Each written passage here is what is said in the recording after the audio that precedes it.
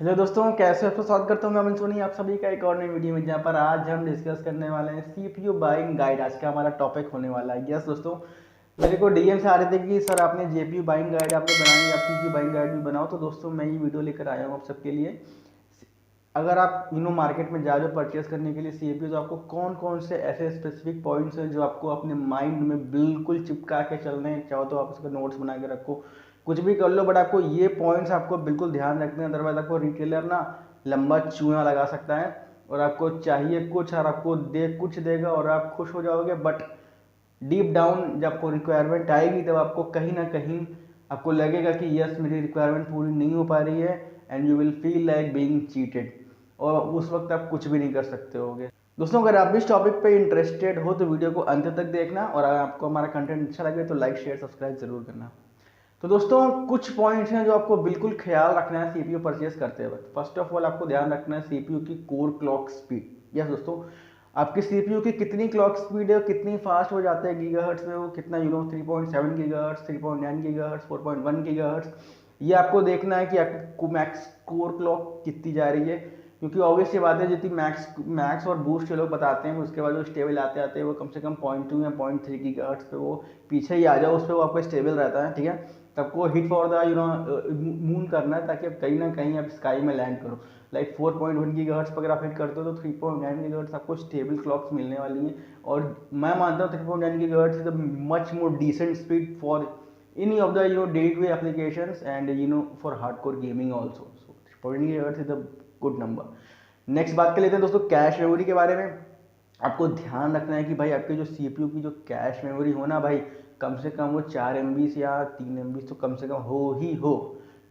और रही बात कैश मेमोरी, आप पूछोगे कैश मेमोरी क्या है, तो दोस्तों मैं कैश मेमोरी पे ना एक अलग पूरा वीडियो लेक्चर लेकर आऊँगा, जहाँ पे मैं आपका कैश मेमोरी से रिलेटेड सारे डाउट क्लियर कर दूंगा। इवन उस वीडियो के बाद आप औरों को भी कैश मेमोरी समझा सकोगे। ठीक है, तो अभी के लिए बस आप यही समझ लो कि कैश मेमोरी आपको ध्यान रखना है, डिब्बे पे पढ़ना है। L1 L2 L3 cash memories होती हैं।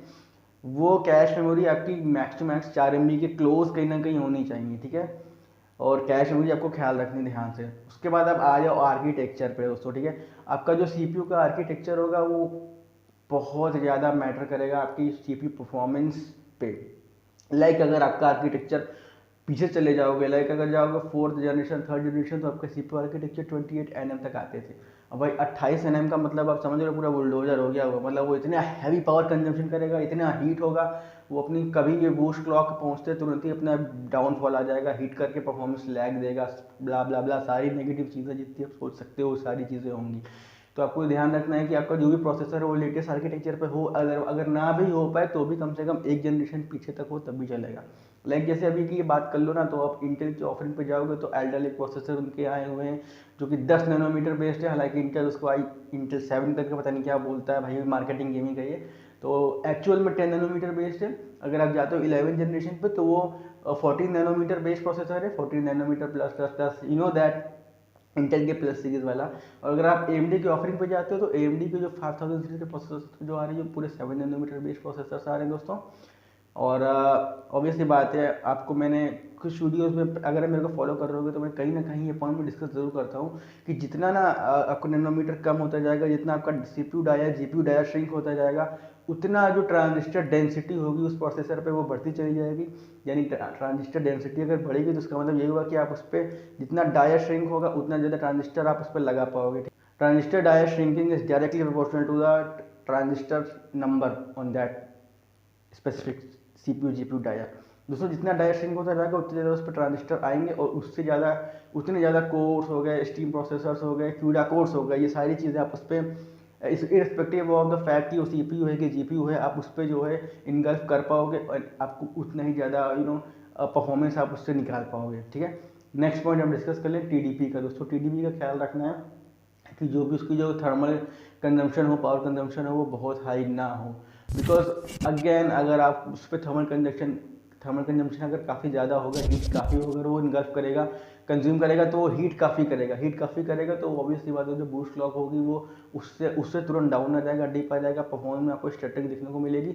और आपको इसको फिर स्टेबल करने के लिए आपको कोई ना कोई कूलिंग अलग से लगाना पड़ेगा। स्टॉक कूलर से आपका काम फिर नहीं चलने वाला।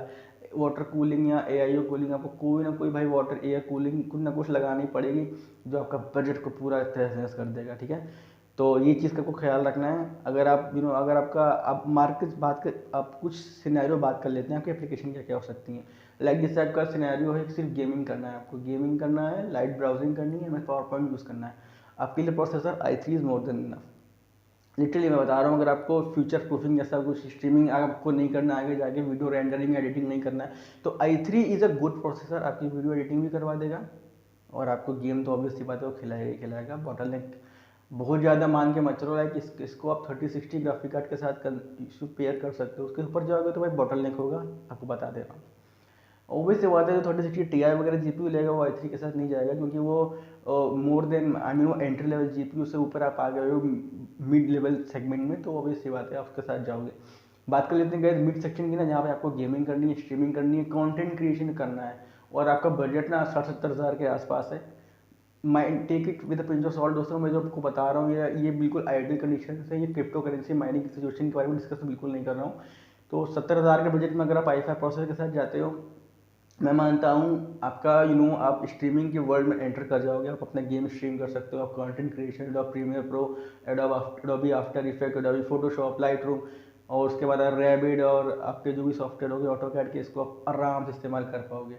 लेकिन अगर आप एंथुसियस्ट पीसी एंथुसियस्ट हो, आपको तगड़े बिल्ड करने हैं, आपको 3070 3080 लेना है, तो उस मैं मानता हूँ आपके पेयरिंग के लिए i5 से काम चल जाएगा। बट अगर आप तगड़ी को गेमिंग चाहिए तो आपको i7 ऑप्ट करना चाहिए।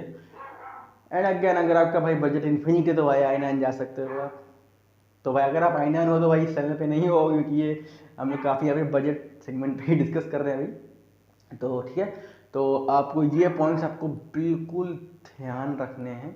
आपको ये जो पॉइंट्स मैंने आपको बताए हैं, अगर ये पॉइंट्स का आप ख्याल रखोगे, आपके साथ कभी भी आपके साथ ऐसा कुछ चीट नहीं होगा, आपको फील गिल्टी नहीं होगा परचेस करने के बाद। आप कहोगे yes I have made a right choice, I have made the right purchase and you will be more than satisfied with your purchase. और दोस्तों आशा करता हूँ वीडियो आपको अच्छी लगी होगी, आपकी इन्फॉर्मेशन में कुछ ना कुछ इजाफा हुआ हो। अगर हुआ हो तो वीडियो को लाइक करें, सब्सक्राइब करें हमारे चैनल को, क्योंकि हम हमेशा कोशिश करते हैं कुछ ना कुछ टेक्निकल वीडियोस लाने की, जिससे आपकी इन्फॉर्मेशन में कुछ ना कुछ इंक्रीमेंट हो, ठीक है। तो वीडियो अच्छी लगी हो, अगर आपने अंत तक देखी है तो भाई लाइक सब्सक्राइब शेयर बनता है। मिलते हैं नेक्स्ट वीडियो में, goodbye and take care.